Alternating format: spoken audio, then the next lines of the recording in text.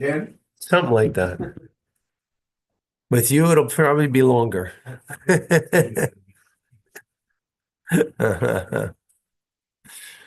Uh, This Thursday? a week A Thursday. week Thursday. Not where, I mean, not we're done. We renew it. Yeah, exactly. The following day we start again. There's Huh? not one day of break. No. Why did we get? Try breathing without a day. Eat, you could eat without a day. Get it. You can get away with that. But breathing, I don't know. Do you know anyone who survived? Huh? Do you know anyone who did it and survived? He hasn't told me. Okay.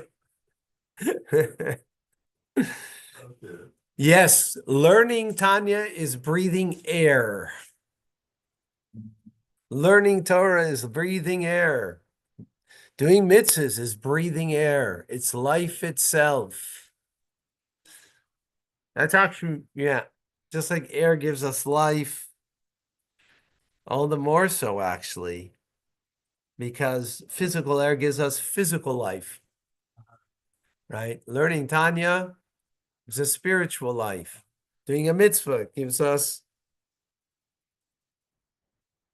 a spiritual life, right? So what's greater? For sure, spiritual life is greater than physical life, right? In the sense that just to take up space is not really life, just to be, right? But to live your purpose, which is God's purpose that he gave you to live, right? That's spiritual life. Ah, ah, yeah, that's what we're here. Welcome to Tanya today. I'm Rabbi Ronnie Fine, coming to you from Chabad Zurich and Kadesh in Montreal, Canada, where it's a privilege and a pleasure to share with you the Tanya. We continue in the fourth essay. And this essay, lengthy essay, excuse me, and we are comparing what's greater, Physical or spiritual air. the doing of a physical act of a mitzvah or the love and awe that my soul experiences of God.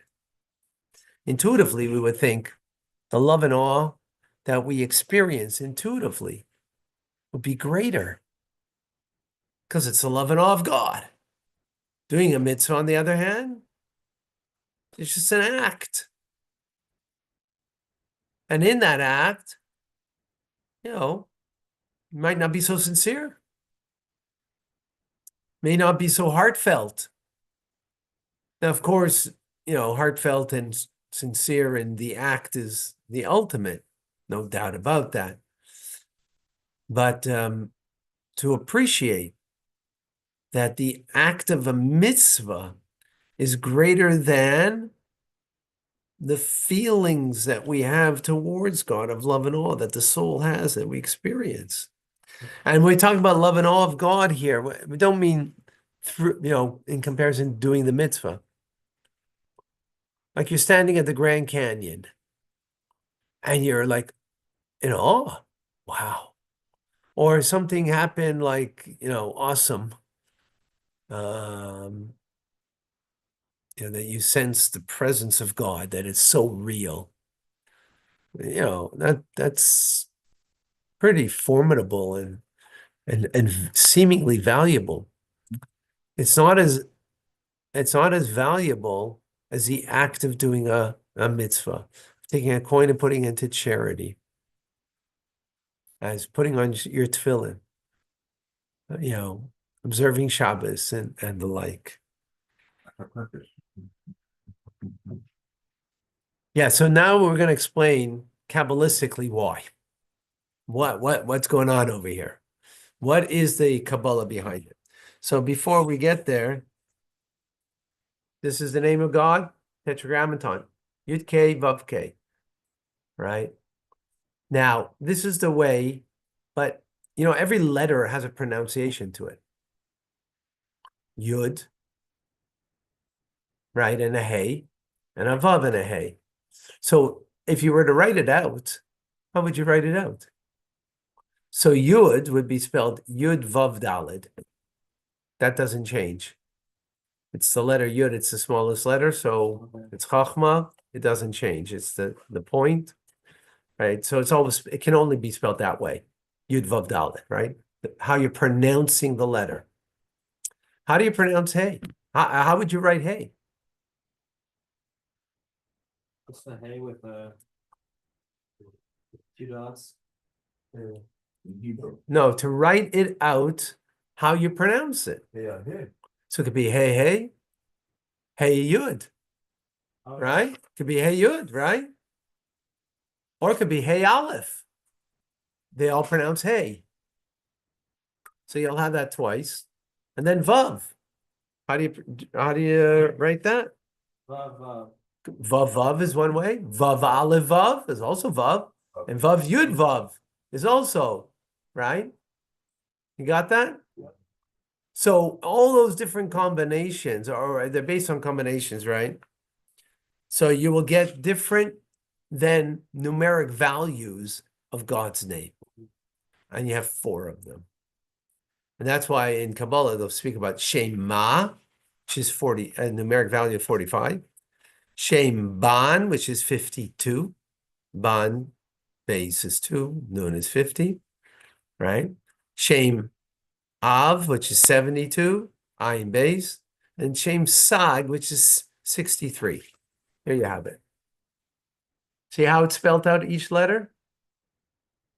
And then you add them up, you get different numeric values, yeah. right? All the represents different names of God's divine power in the creative process. Okay? That clear? Yeah. If you got that, you're at a head start. Okay, based on that, right?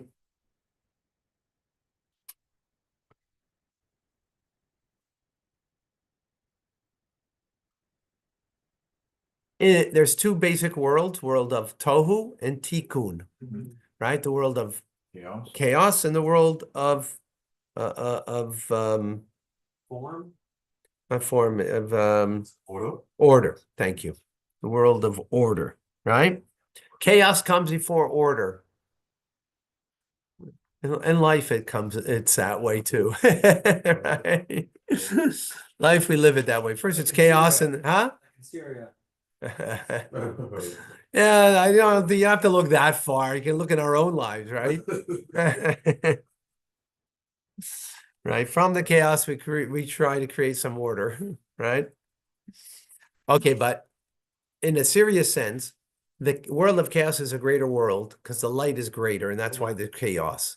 The vessel to contain the light is not as great, so the light is too powerful, right? And what happened in there? And because the light was so powerful, it shattered the vessel, right? Oh, Sparks. That's Tohu, the sparks of Tohu, right? The 288 sparks of Tohu that now become Torah and mitzvahs, the sparks of God that fall into the world, then now we have to extract those sparks and elevate them, right? With the vessel thing. They're trapped. Those sparks are trapped, right? Exactly. We have to rebuild the vessel. We have to extract the light that is trapped, right? That is the shard that is trapped in, right? That because of the breaking of the vessels, and that comes from a higher world. Okay, it comes from a higher world, and those powerful lights are the name Sag 63. This name. Samach Gimel, Sag. Okay? Is that clear?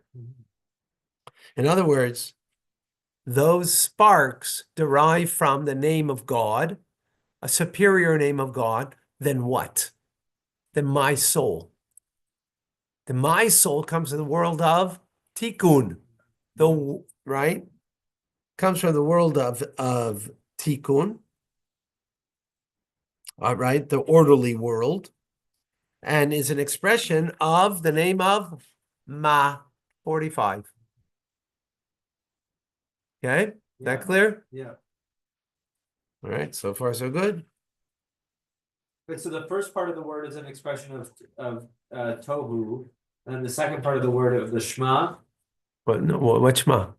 Didn't say Shema. Okay, I thought you said Shema. Sag. Sag. Sag is 63. Yeah. It's a God's name. It's all about God's name. Yeah. This is right, nothing nothing to do with Shema, Okay. right? Because we're talking about God as creator, right? Yeah. So we're talking what's greater, a mitzvah or my soul's love and awe of God, right? So the soul comes from tikkun. It's been corrected already, Uh-huh. right? And in its correction,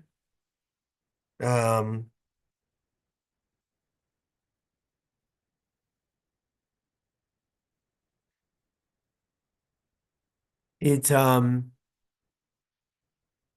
now needs something greater than itself, which is sag, Mhm. right? It's a greater name of it's God's name, but a higher level because it comes from tohu. What comes from tohu? All of the physical world, because those sparks are now in the physical reality of this world.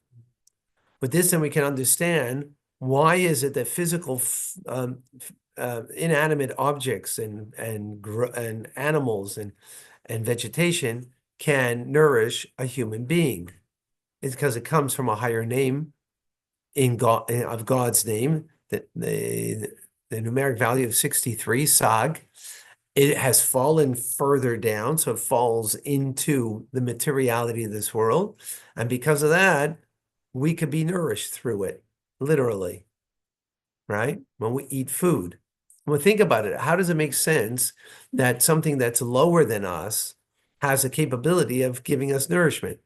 We understand the reality of it, but how do we understand spiritually? Well, how would that be? How does God create the world that way? Is because that materiality has in it that spark from the breaking of the vessels, right? And therefore, it has in it a higher spark than even my soul that comes from the world of tikkun. Because it fell more. Because because it came from higher, so it Okay. fell more, Okay. right? So Came from higher, and therefore it fell more and the soul came from a lower level. from Sometimes. the world of tikkun. Yes. But doesn't the soul emanate from Hashem himself? And what's this? What's Yeah, this? so, but God himself. Yeah, but Hashem is at the very highest level that exists. Not the soul on this dimension. There's the soul in its core essence, but not the soul as it becomes ultimately, part of the body. No, it's now in a body, right? Oh, So what's being nourished? Just the body, the soul too. it's body and soul. yes. Body and soul. Yeah. How's that possible? How is it possible that something that's a lower form of life could give you vitality? But then aren't we supposed to be nourished by the soul is supposed to be nourished through the Torah? Through the Well, but spark. physically, you're being nourished by food. But the body, I can see the physical body being nourished by And food. but your body and soul are one entity, right? So it's being nourished too. The soul is being nourished too. It's yes, Torah and mitzvahs, that's true, but there's still a nourishment to the body that is containing a soul, right? And the soul's affected by that, But when the body dies, the soul still lives on. So but that's separate from the body. Okay, but when it's in the body, it needs nourishment. The soul needs the nourishment, not just the body. Otherwise, the soul won't live in the body. So you're saying, how can the soul be sustained by spiritual matter, which is weaker than Physical matter that is lesser. because it comes from a higher place, the physical matter. It comes from the name of Sag, from the world of Tohu, Yeah. and it fell to a further lower place, but in its root source, it's higher. And therefore, when we use it, we release the spark that's in there, that then for nourishes body and soul. Okay? Necessary. Yes. Now, it's not just an accident of nature. God set it up specifically that way. And Okay. specifically, the food has to be kosher, which nourishes the Yeah, soul. yeah, of course. So- Yeah. Right, for sure. But because there's a spark of the godliness there that you need to release, right? The truth is there's a spark of it in everything in any case, Even a pig. even in a pig, right? But you're not going to release the holiness of it, right? That's not because it's shalish klipas. It's completely unholy, right? So you're not going to release anything. But how about anything else? You're eating a rice cake and it's, you're not going to release it unless you're eating that it's kosher and you're making a blessing and you have an intent that there is that you're elevating this, right? Wow, wow, wow. That's incredible. So if you just say a bracha without intent, then you're not elevating it. Well, it's somewhat Or making the weekly. bracha, and I mean you are. It might be weakly so, Yeah. right? Right. It might be like one winged bird. It doesn't really fly, Yeah. right? Yeah. Okay. Okay. Is that clear? That's pretty heavy. Yeah. Yes. So it almost means like The point being over here now, the point that the point of this all is that in the physical act of the mitzvah, it is you're connecting to a greater place in the divine order where it comes from, Yeah. right? As opposed to the soul itself experiencing a connection to God. Right? Because the soul itself experiencing that love and awe of God standing by the Grand Canyon, there's no spark of godliness that you're refining, that you're revealing, that the shards that came from Tohu that fell into this world that you're elevating. You're not doing any of that. Right? It's just your feelings. It's just worthless. No, it's not. No, not just no. It's not It's worthless expensive. because we're talking about love and awe of God. Yeah. That's not worthless. Yeah. We're talking relative to doing the act of the mitzvah, right? In that respect, it's no comparison. Yeah. There's no comparison, right? You see, the act of eating is a very holy action. Everything we. But we're using that as the metaphor. The eating is a metaphor for the physical act of a mitzvah, putting on your tefillin, giving a coin into the pushka, right? Lighting Shabbos candles, right? The physical act of mitzvahs, like the lulav and esrog on Sukkot, right? Sitting in a physical booth on Sukkot, right? Hearing the shofar, Rosh Hashanah, right? All those physical acts that we do, right? That's what we're talking about. The eating, right, is the metaphor to appreciate the physical act of a mitzvah versus the love and awe that the soul experiences of God, not through a mitzvah. Okay. Being at the Grand Canyon, right? Being at the Grand Canyon, being again, because it's not attached to anything that you are elevating and refining. But in the physical act of a mitzvah, you are. Eating does that, right? But eating, again, it was just a metaphor to appreciate the physical act of a mitzvah. Do all mitzvahs nourish the body? And the soul. Yeah. Yeah, so not just eating. No, not just Just eating. one of the, Yeah, of That's course. just an example. Okay. I know nourish is the right word. I wouldn't use that word. Sustain. Torah nourishes, right? Because Torah is something is like food. Metaphorically, it's like food. Just like food becomes your flesh and blood, right? It becomes your flesh and blood, Torah, right? And not because you have God's wisdom. You see like God sees things. You understand and have wisdom like God does, because Torah is his wisdom. Becomes your wisdom. Mitzvahs are more about an embrace of God. You embrace God and God embraces you. The king is embracing you and you embrace the king. That's more the metaphor there. So here you're using the physical world, and through that you have an embrace And through that, at the same time, you have a refinement of the material physical world as a result. On the body. Material physical world and the body and one's body too. Yes, yes. Now, there's another point why mitzvahs requiring action are superior to the love and awe of God. Because the love and awe of God is spiritual in nature, and it's like the glimmer of light. Yeah, it's not the light itself. It's not Great. actually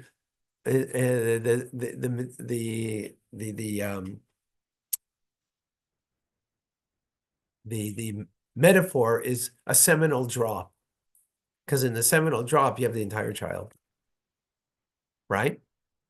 In that drop, Mhm. and what do you have? The entirety of a child. So, for example, a teacher can give over to a student. What is he giving?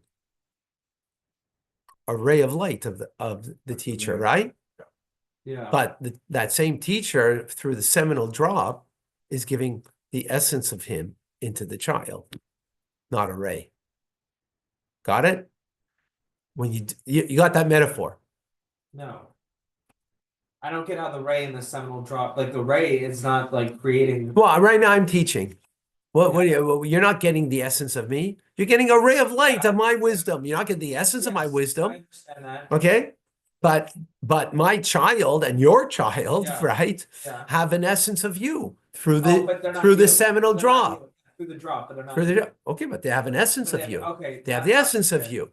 It's a parallel metaphor. It's right. Yeah. So what's the parallel over here? Mitzvahs are like the seminal drop that you get the essence of God through it, Yeah.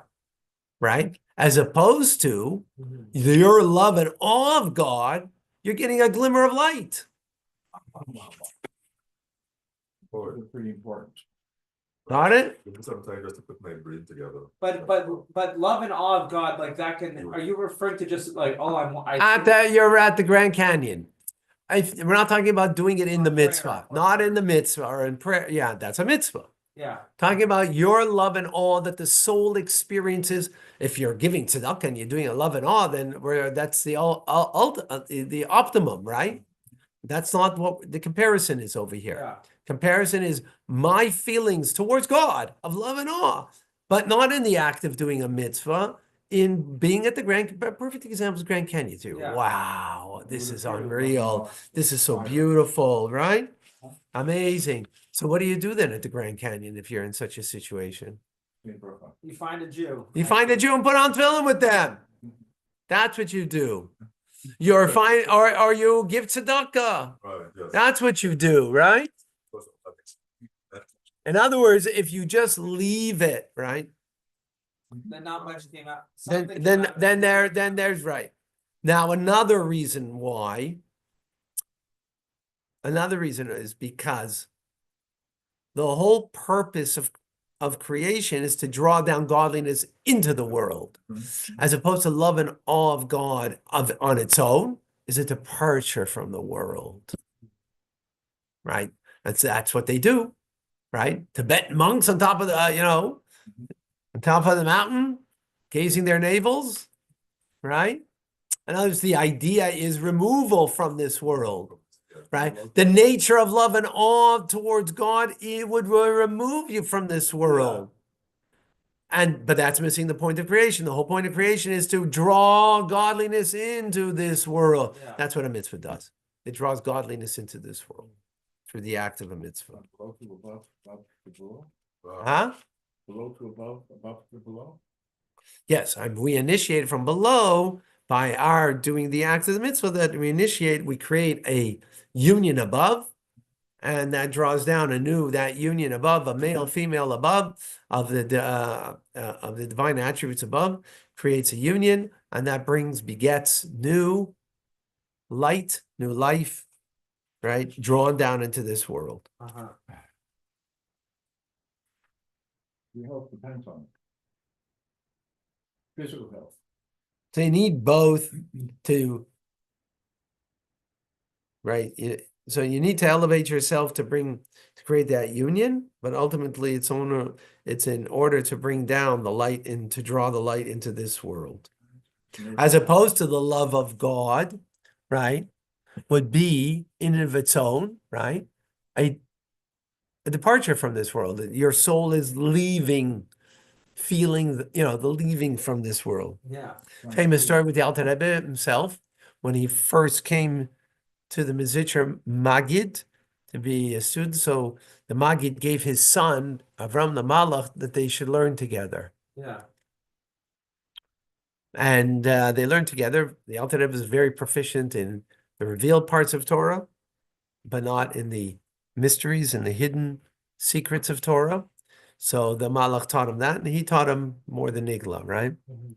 One point they were so engaged in such a deep, and this is learning Torah, so it's not, um,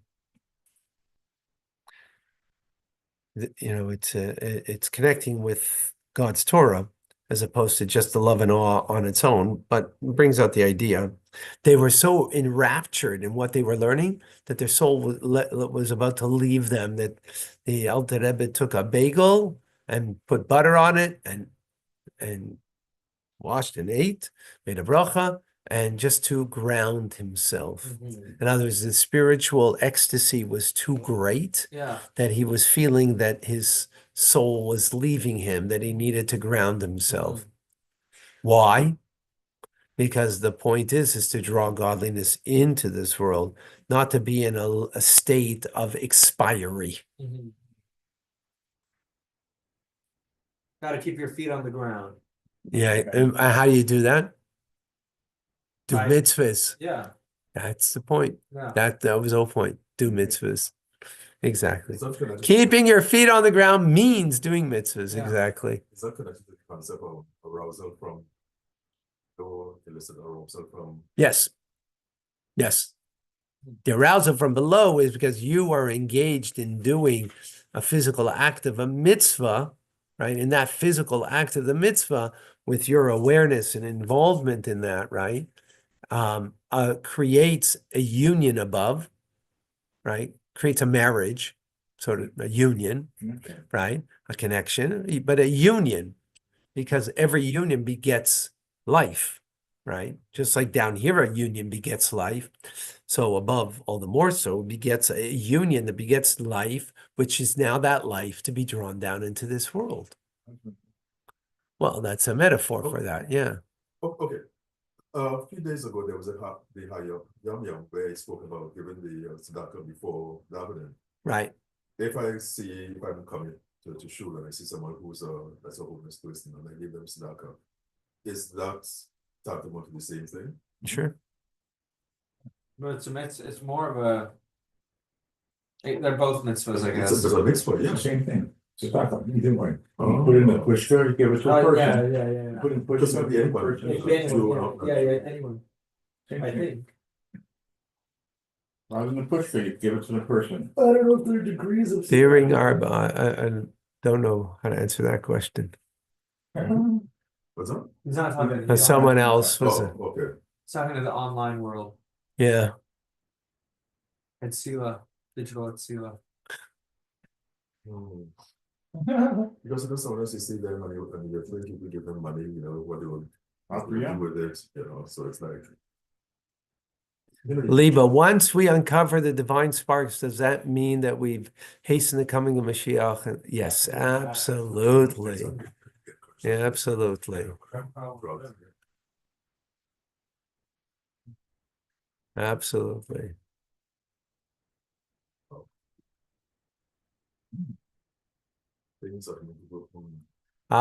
Saying thank you when we feel happy better than just feeling happy. Saying Baruch Hashem, thank God, not say thank you. Say thank to God.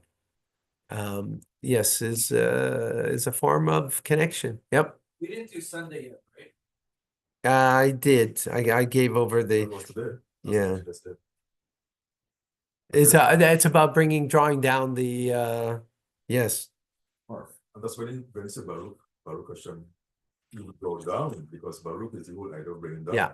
Exactly. Is it okay to read Tehillim in Spanish? Yes.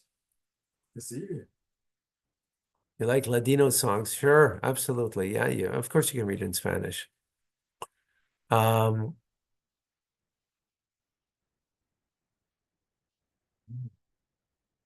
Maybe Love to ponder about today.